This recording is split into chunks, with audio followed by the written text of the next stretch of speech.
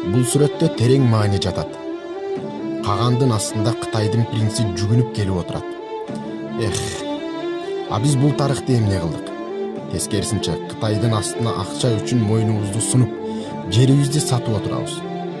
Элибизди тентиткен жөнүндө унчукпай эле коелу. Демократияны ашыгы менен колдонуп ийебиз. Өз билгенибизди кылып, кааласак сатып, кааласак уурдап качып жүрөбүз. А жаштарың намыздан түшүп, уяты кетип, ачынып чачынып, нарк насилди намысты унуткан. Айта берсең жүрөк эзилчү маселе көп. Билесиңби, чечендердин кыздарына эч ким тийише албайт.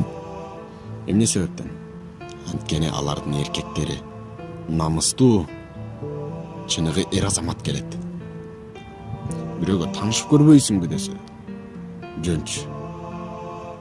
Алардын эркектерин билесиңби?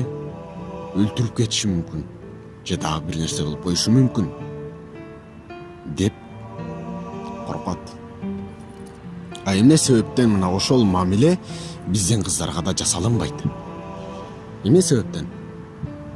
А тескерисинче, кээ бир эркек сымалдар өз элинин, өз мекенинин, башкача айтканда өз карындашын, өз эжесин алдап, азгырып, арам максатына жеткиси келгендер санасаң чекеден.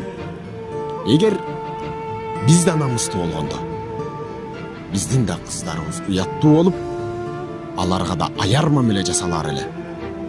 Аларды да башкалар бийик коюп, ой, булардын эркектери намыстуу деп. Ошондуктан да жөн айтылган эмес. Эркек намыстуу болсо, аял уяттуу болот деп. Же тарыхтан көрдүңбү намыссыз ата бабаңды? Жок. Улуу кыргыз каганатын жараткан, өз эже карындаштарынын, өз аялынын бир тал чачы үчүн улуу империяларга согуш ачып ийгенге барган эр азаматтарыбыз бар тарыхта.